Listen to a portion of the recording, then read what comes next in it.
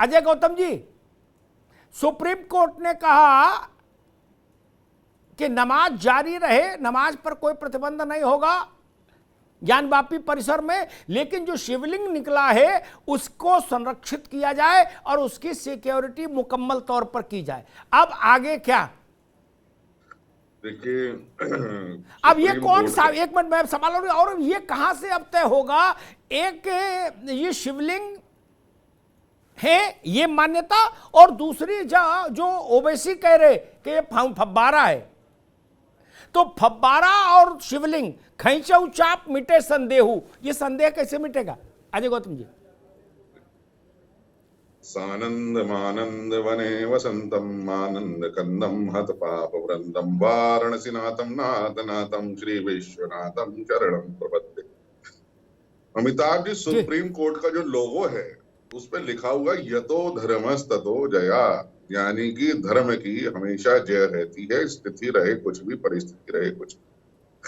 और मेरा ये मानना है कि जो ज्ञानवापी मंदिर जो नया मिला है हमें, मस्जिद तो अब रही नहीं क्योंकि वहां शिवलिंग की स्थापना हो गई है, तो वो जो नया ज्ञानवापी मंदिर हमें जो मिल गया है, उस ज्ञानवापी मंदिर के अंदर अगर ये फाउंटेन होता तो ये मुस्लिम वर्ग जो है इसको 10 बार चला के दिखाता, देखो ये शिवलिंग में से पानी निकल रहा है, ये फाउंटेन में से पानी निकल रहा है, ये साइडों में से पानी निकल रहा है, ये इसकी वाटर सप्लाई की लाइन है, ऐसा कुछ होता।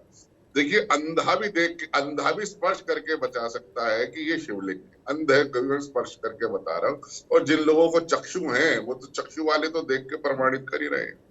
सवाल सिर्फ इस बात का है कि जब आपने जो विष्णु हरि डालमिया और अशोक सिंघल वाली बात कही, उसी वक्त में एक बात ये हुई थी कि पांडवों वाली, कि भाई या तो हमें 5 गांव दे दीजिए, हम तो उसमें संतुष्ट है। 5 गांवों में क्या क्या था कि राम मंदिर, कृष्ण जन्मभूमि, काशी विश्वनाथ, तो ये 5 गांव हमें दे दीजिए, नहीं तो फिर युद्ध। अब हुआ क्या, जब उन्होंने कहा हम 5 गांव नहीं देंगे, तो नतीजा क्या था, राम मंदिर वहां पर अब बन रहा है भव्य रूप से।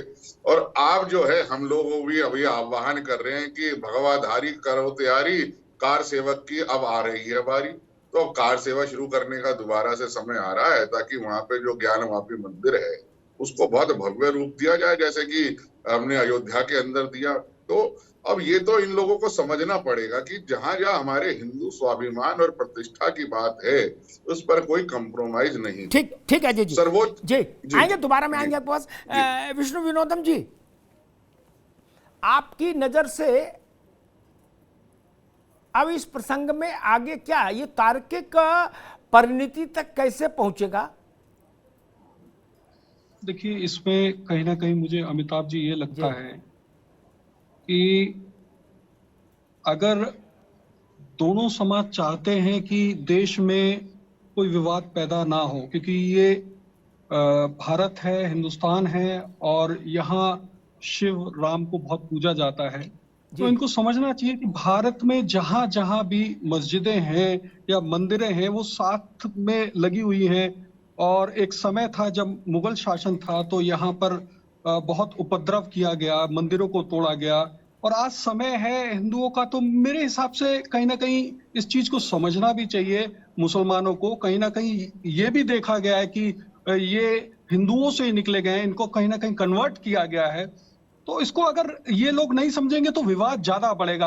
मुझे ऐसा लगता है कि अमिताभ जी इनको समझना चाहिए, दोनों पक्षों को बैठना चाहिए और मंदिरों को, मस्जिदों को एक दूर दूर रखना चाहिए। उनकी आस्था अपनी जगह है, लेकिन कहीं ना कहीं हिंदुओं की आस्था अपनी जगह है। और मंदिर से लगा हुआ ये जो शिवलिंग काशी विश्वनाथ जी में मिला है, ये 100% यही है कि यहाँ पर वो शिवलिंग है ही है, और ये इस देश के लिए, हिंदुओं के लिए बहुत बड़ी बात है। और इस पे राजनीति ना हो, क्योंकि देखा गया है धर्म पर बहुत राजनीति हो रही है। और इस समय जो आस्था हिंदुओं की बन चुकी है वो बहुत बड़ी बन चुकी है, और अगर इसमें कोई विवाद खड़ा करते हैं तो ये देश के लिए ठीक नहीं होगा। मेरे को ऐसा लगता है कि आने वाला समय देश के लिए अगर सही सुचारू रूप से चलाना है तो इसमें कहीं ना कहीं दोनों पक्षों को मिलकर काम करना पड़ेगा। ठीक बात। मोइन खान साहब, आपको क्या दिख रहा है अब, इसका उपसंहार कैसे होगा, इसका फाइनल अध्याय अंतिम अध्याय कैसे समझ आएगा, किस करवट ऊंट बैठेगा ज्ञानवापी में? देखिए मैं अभी दोनों साहिबान को सुन रहा था, उनकी गुफ्तगू में वार्ता कम धमकियां ज्यादा थी। मैं यहाँ पर ये कहना चाहूंगा, कुछ क्षण ऐसी हैं कि जिनको आप कंठस्थ कर लें तो ज्यादा उपयुक्त होगा। 1585 अकबर ने टोटल के जरिए मंदिर का भी निर्माण कराया और मस्जिद का भी निर्माण कराया। 1669 औरंगजेब का पीरियड, औरंगजेब ने जो वहां पे कुछ विद्वान कहते हैं विध्वंस कराया, तो उसके पीछे विशंबर नाथ पांडे जी अपनी किताब भारतीय संस्कृति मुगल विरासत औरंगजेब के फरमान के पेज नंबर 119 और 20 पर ये कहते हैं कि जब औरंगजेब को हिंदू साहिबान ने ये बताया कि तहखाने के अंदर कच्छ की कई रानियों में से एक रानी वहां पर वस्त्र विहीन और आभूषण विहीन मिली, और उनको ये पता चला कि वहां के मोइन खान साहब एक मिनट रुके, मोइन खान साहब एक मिनट रुके। ये बात लखनऊ के एक प्रोफेसर है रविकांत अग्रवाल, सही नाम है, उन्होंने पहली बार कही जब टीवी पर, ठीक है ना, तो उनका सार्वजनिक अभिनंदन कर दिया लोगों ने। उन्होंने कहा था मैं पट्टाभी रमैया सीतारमैया के हवाले से बोल रहा हूं। नहीं, मैं तो ये वो अभद्र चीज है मित्र मोइन खान। वो मैंने शुरुआत में कहा वाणी का संयम रखिए, अभद्र उदाहरण मत दीजिए। मोइन खान साहब, अभी मैं आपको अगर नहीं रोकूंगा तो मैं अजय गौतम को जानता हूं। आप जितना उदाहरण लाए वो उससे 10 गुना बड़े उदाहरण अभी बोलेंगे, यहां आपके लिए सुनना मुश्किल हो जाएगा। नहीं, मुझे मुश्किल नहीं हो जाएगा जब ये अभद्र उदाहरण है, ये मत दीजिए, ये अभद्र उदाहरण है मोइन खान, ये अभद्र उदाहरण है जो ये कहता है कि रानी के साथ बलात्कार हुआ मंदिर में। तो क्या उम्मीदें की जा सकती हैं, जबकि आजाद हिंदुस्तान में सर्वोपरि आस्था नहीं है, सर्वोपरि यहाँ का संविधान है। अजय गौतम, ये कैसा प्रचार हो रहा है कि मतलब इस बात को बेचने की कोशिश की जा रही है कि मंदिर में, आदि विश्वेश्वर के मंदिर में रानी के साथ व्यभिचार हो गया। ये कौन कह रहा है? ये कैसी भाषा इस्तेमाल हो रही है? अपनी किताब में हिंदू धर्म गुरु है। सुन तो लीजिए मोइन खान साहब जी, मोइन खान साहब सुन तो लीजिए। आपको रानी का उदाहरण याद है? अगर मैं आज के कानून की बात करूं, 9 साल की लड़की से अगर कोई शादी कर लेना तो पोक्सो एक्ट लग जाता। अगर आयशा की शादी आज हुई होती ना तो मोहम्मद साहब पे पोक्सो एक्ट लग जाता, अगर आज हुई होती तो। इसलिए मत करिए, इतिहास की बातें मत खोलिए। हम भी आपको वही बता रहे हैं कि अगर 9 साल की लड़की से क्या है, नियोग सभ्यता कोई रसूल अगर शादी करे तो आज भारत का कानून उसे पॉक्सो एक्ट के अंदर जेल भेज देता। मत जाइए इतिहास पे। इन शब्दों पर मुझे सख्त आपत्ति है और हिंदुस्तान आप जैसे लोगों पर थूकता है। आपके शब्दों में हम फूल नहीं चढ़ाने के लिए बैठे। जहाँ पर एक धर्म स्कॉलर इस तरह की बात करता है, आपको मालूम है आप किसके लिए बात कर रहे हैं? उनके लिए बात कर रहे हैं जो मुसलमानों के सबसे बड़े स्तूत हैं। मैं दोनों मित्रों से कहूंगा, मोइन खान साहब, अजय गौतम जी, एक मिनट रुके। मैं दोनों मित्रों से कहूँ, मैंने इसीलिए शुरुआत में कहा था ऐसे उदाहरण मत दीजिए जो अभद्र हैं, जो गंदे हैं। दुनिया आपको देख रही है कि मुसलमानों के साथ कितने जुल्म सितम किए जा रहे हैं इस हिंदुस्तान के मौजूदा हालात। विष्णु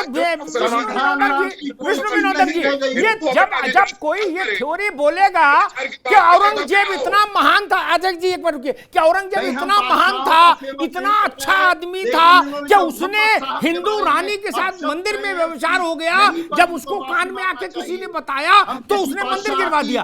क्या हो रहा है हिंदुस्तान में? बादशाह धर्म का प्रचारक नहीं था, औरंगजेब ही सही, लेकिन वो एक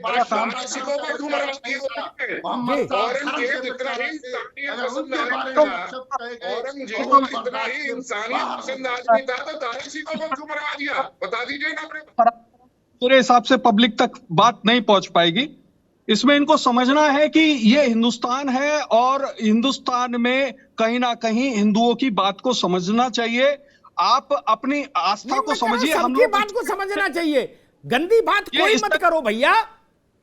बात नहीं करना चाहिए। मोइन खान साहब जिस बात को कर रहे हैं, मेरे हिसाब से वो बात ठीक नहीं है। वो कहीं ना कहीं भड़काने वाले इस तरीके के भाषण दे रहे हैं, और यही वजह है कि कहीं ना कहीं हिंदुओं की तरफ से भी ऐसी बातें हो जाती है, मुसलमानों की तरफ से। ये हिंदू मुसलमान करने के पीछे चल रहे हैं, और मुझे ऐसा लगता है कि देश में इनको समझदारी से काम लेना चाहिए, ठीक। और कहीं ना कहीं इनको ठीक देख है। देना चाहिए। ये समझना चाहिए कि मंदिर जो है। विनोदन जी एक मिनट रुके, मैं कौशल कांत जी को बीच में ले आऊं, इसलिए भी क्योंकि ये उत्तर प्रदेश सरकार और केंद्र सरकार को भी सुप्रीम कोर्ट ने नोटिस जारी किया। रुकिए मोइन खान साहब, रुकिए, मैं अरे दोस्त रुकिए भाई, रुकिए मोइन खान साहब, रुकिए रुकिए रुकिए, मैं कौशल जी को भी बीच में ले आऊं और एक बात मैं साफ कर दूं, ज्ञान वापी की लड़ाई या अयोध्या की लड़ाई या मथुरा की लड़ाई, तीनों का संघर्ष हिंदू वर्सेस मुसलमान नहीं है। मुसलमान क्यों कूद रहे लड़ाई में? ये लड़ाई है उनसे जिन्होंने मंदिर गिराए थे, ये उनका प्रतिकार है, मोइन खान का थोड़े ना प्रतिकार है। ये अजय गौतम और मोइन खान की लड़ाई नहीं है। क्यों कूद रहे हो बीच में भाई सब लोग? किसी ने आके भारत की आत्मा पर लात रख दी, भारत अपनी आत्मा से लात हटा दे तो गुनाह है क्या? मोहम्मद साहब के लिए कोई औरंगजेब आया, उसने भारत की आत्मा पर लात रखने की कोशिश की। कोई नादिर शाह आया, उसने भारत की आत्मा पर लात रखने की कोशिश की। क्या उसको माला पहनाएंगे हम लोग? लेकिन नहीं, मोहम्मद साहब के बारे में एक भारत को अधिकार है अपनी आत्मा पर रखी हुई लात को हटाने का।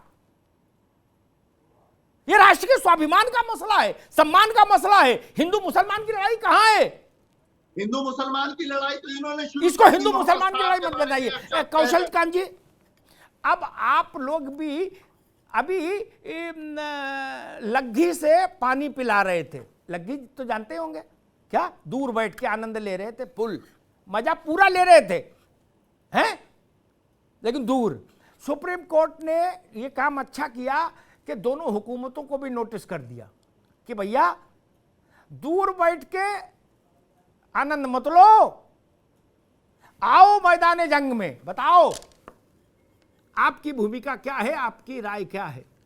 उत्तर प्रदेश सरकार ने आज सुप्रीम कोर्ट से 2 दिन का वक्त मांगा कि 2 दिन में हम अपनी राय बताएंगे।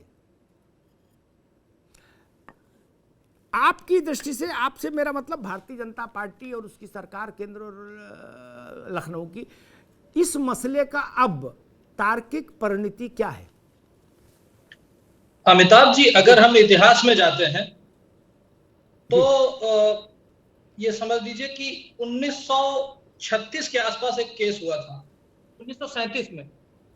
जी हाँ। उस समय भारत सरकार नहीं थी, उस समय ब्रिटिश गवर्नमेंट थी, और उस समय एक दीन मोहम्मद साहब थे, जो Din Mohammad versus secretary of state मुकदमा हुआ था। हाँ। उनके जमाने में जब हम सब कुछ भूल जाते हैं, और मैं उम्मीद करूंगा कि हमारे मुस्लिम स्कॉलर साहब जरा मोइन खान साहब सुने। उस समय हिंदू नहीं थे, उस समय सिर्फ एक मुसलमान था और एक ब्रिटिश सरकार थी। ये दोनों कोर्ट गए थे। पहले डिस्ट्रिक्ट कोर्ट में मामला गया, उस कोर्ट में नक्शा रखा गया। उसके बाद जो फैसला हुआ, उस फैसले में 15 गवाह पेश किए गए, जिसमें से 7 गवाह जो थे मुस्लिम स्कॉलर मुस्लिम साहब के, दीन मोहम्मद साहब की तरफ से थे, और बाकी ब्रिटिश सरकार ने 15 गवाह पेश किए। और उन गवाहों की गवाही के बाद जो डिसीजन आया था, वो डिसीजन ये था कि ये जो पूरा ज्ञानवापी परिसर है, ये जो है हिंदुओं को बिलोंग करता है, और जो मस्जिद का एक ढांचा जिसके ऊपर गुंबद रख दिया गया है, केवल वो एरिया उन्होंने उनको कहा कि वहां पे नमाज पढ़ सकते हैं। उस समय हिंदू पक्ष नहीं था, और इस मुकदमे की अपील को लेकर के वो हाई कोर्ट भी गए और सुप्रीम कोर्ट भी गए, ब्रिटिश सरकार के जमाने में। उस जमाने में भी सरकार ने जो पक्ष रखा था, जो नक्शा रखा था, मुझे लगता है आज की सरकार भी अगर वो पुराने कोर्ट के दस्तावेज को ही उठा के रख देगी, तो मुझे लगता है कि जो देश के मुसलमान जो अपने आप को गंगा जमुनी तहजीब का बताते हैं, जो कहते हैं कि वो गंगा एक हमारे बांसुरी वादक थे, वो कहते थे कि उनकी बांसुरी से आवाज ही नहीं निकलती जब तक वो गंगा के तट पे नहीं बैठते, और आज ये कह रहे हैं कि ये औरंगजेब को साधु साबित करने की कोशिश कर रहे हैं। अगर हमारे भारत का आजाद हिंदुस्तान का साधु साबित नहीं कर रहे, बल्कि मोहम्मद साहब के बारे में तो टिप्पणी गंदी करी गई, उसमें ऑब्जेक्शन किया था। उस पे ऑब्जेक्शन क्यों? कि अगर आप अब उस ऑब्जेक्शन पे भी मैं आ जाता हूं, आप ये कश्मीर बताइए रानी के साथ क्या हुआ? मोइन पठान नहीं कह रहे, विशंबरनाथ पांडे जी कह रहे हैं। जवाब सुनिए विशंबरनाथ पांडे जी। मोइन साहब जवाब सुनिए। आपको बहुत बुरा लगा इस बात पे कि जब हमारे ये हिंदू वेत्ता थे उन्होंने कहा कि अगर आज के समय मोहम्मद साहब होते तो उन पे पॉक्सो एक्ट लग जाता, ये कहा, ये आपको बुरा लगा। लेकिन आप ये बताइए, उस वजू खाने में, जिस वजू खाने में शिवलिंग मिला है सो कॉल्ड, अगर आज कल को कोई फैसला आता है और वो कंफर्म हो जाता है साइंटिफिकली कि वो शिवलिंग था, तो क्या पूरे हिंदुस्तान के मुसलमानों को सर में से डूब नहीं मरना चाहिए? ये हमेशा भाईचारे की बात करते हैं, जिसमें भाई खुद बन जाते हैं और चारा बिल्कुल एकदम नहीं। और अगर आपको अरे मोइन खान साहब, मोइन खान साहब 12,000 का सिर्फ आस्था की बिना पर, अरे सिर्फ आस्था की बिना पर, और चीफ जस्टिस ऑफ इंडिया जो राष्ट्रपति को शपथ दिलाए और राष्ट्रपति उनको शपथ दिलाए, फैसला करने के बाद राज्यसभा दे दी जाती है।